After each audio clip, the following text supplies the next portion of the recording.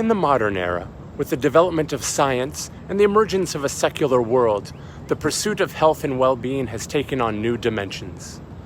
No longer is it enough to simply rely on religious or cultural traditions to guide us in matters of health.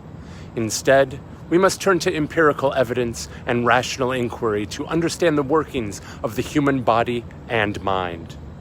In this context, fad diets represent a peculiar phenomenon. On the one hand, they are a product of the very same scientific and technological advances that have allowed us to better understand the human body and its needs. They are the result of a culture that prizes quick fixes and instant gratification, and that values novelty and experimentation above all else. On the other hand, fad diets also represent a rejection of science and reason. They're often based on simplistic or outright pseudoscientific claims, and they are often promoted by charismatic individuals or groups who seek to profit from the public's anxieties and insecurities.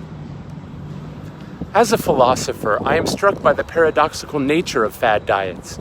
They are both a product of and a reaction against the very forces that have shaped modernity. They embody our desires for control and mastery over the natural world, but they also reveal our fundamental ignorance and vulnerability.